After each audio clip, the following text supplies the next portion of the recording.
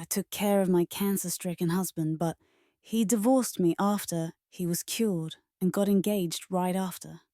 Now, he's alive, but she left him broke. For most of our marriage, my husband and I had a very happy relationship.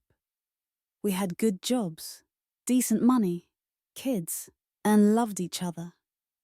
Then he got diagnosed with a rare form of cancer, and we went through years of painful treatments and recovery together.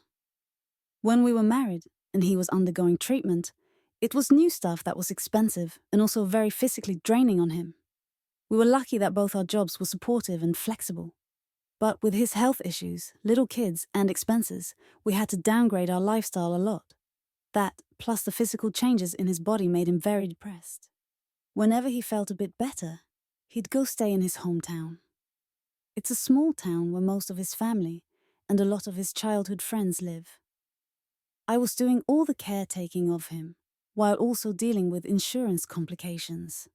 I was also managing the kids, the entire household, and my full-time job. We had help from friends and neighbors, but it was very hard.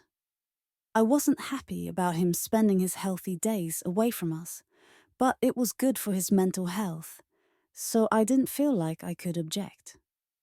While he was staying there, he had reconnected with his high school girlfriend, Myla. A couple of years ago, he admitted to me that he was sleeping with her, and I filed for divorce. They announced their engagement the day the divorce was finalized. That still hurts so much. He had fully recovered from his cancer by then. His giving me the house and taking all the debt was an apology of a sort. We have been divorced for a year, but now his cancer has come back and he needs treatment again at the same research hospital.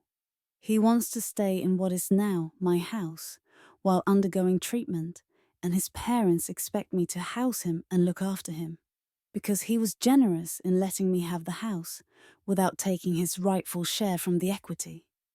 His parents feel that I owe him for getting the house and should let him stay there for the 2 to 3 months his treatment is at the facility. My ex-in-laws did damage control by making overly gushing social media posts about how the Mila always looked out for him and made him laugh when they were kids. And did it again when he was going through a hard time, as if her comedy skills are what cured his cancer. I was just the background maid / nanny / assistant character that can be ignored. I do want him to be well, and I don't want my kids to lose a loving father. But I can't deal with having him around me, especially not if I end up being his nurse and caretaker again. I'm still very bitter about how our marriage ended. The Sunday my ex-in-law picked up the kids for a zoo trip. A few hours later, a very teary and contrite mother-in-law dropped off 2 bawling kids with me. She told them their dad was sick and would die if he doesn't stay with us and go to the hospital. We hadn't had a talk with the kids yet about the diagnosis, and she dropped it on them that he was dying from cancer. He is not dying. It's a painful treatment, but he'll recover. I was so furious. I was raging. I called the ex and tore him a new one. He was shocked too, and we together exploded at his mum. She broke down and cried, begging me to not take away her grandkids from her, as if I trust her. After this, ex and I together talked to the kids him on video and assured them that yes, he was sick, but he'd be fine. He just needs to go to the hospital and they'll make him better like the last time he was sick. The kids settled after that, but my oldest has been at me crying and begging to make Dad come live with us. I promised them I'd talk to Dad and figure out what's the best thing to do.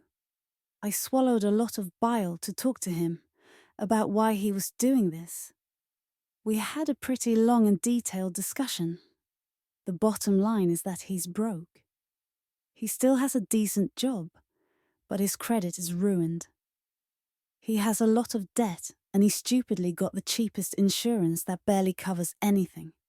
Fiancé is no help either. She's worse off financially, so he needs a place to stay. He can't afford this otherwise. His parents are funding some of his medical payments and are already stretched. He was financially all right when we broke up, so I have no idea what happened in such a short time anyway. My ex and Mila moved into my daughter's room. My daughter happily gave it up to her dad and is sharing her little brother's room. Both kids are over the moon, happy to have their dad in their home. My daughter keeps checking on him every few minutes to make sure he's still okay. Mother-in-law traumatized my kid. I'll never forgive that woman for this. I let the Milo move in with him because I was too angry to care about who came to look after him as long as it wasn't me. I didn't know how I could bear having her in my home, but it appears to be more misery for her than me. And that, strangely, makes it more tolerable for me. She is teary-eyed and crying all the time.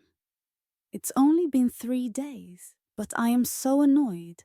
I want to shake her and tell her to pull it together. The current treatment plan is for 3 months. I'm counting down the days. X is polite enough to me, but his personality has changed. He is a different person and not very nice towards his fiancée. I didn't expect to, but I feel sorry for her. Update 1: my ex and his fiancée moved out today. His treatments went very well this time around. He had to deal with general weakness and nausea, but no vomiting and voiding like the previous time. It's amazing how much medicine improves and changes. He'll need monthly shots for a while, and I agreed to house him for a weekend next month, but after that he's on his own. The stay went well. We had no drama really. I kept myself busy.